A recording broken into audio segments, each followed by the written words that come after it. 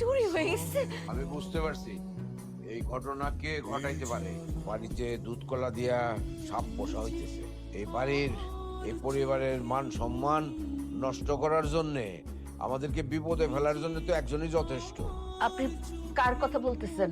আর কথা বলতেছি, তুমি বুঝতে পারতেছো না? তোমার ছেলে রসুলের কথা।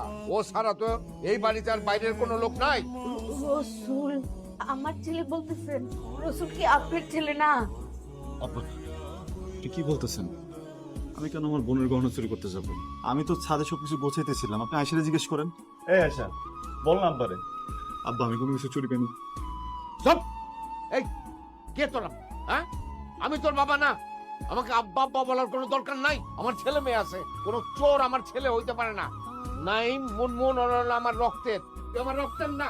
কোনো চোর আমার ছেলে হইতে পারে না। আপনি রসুল রে চোর বলতেছেন? আমার রসুল রে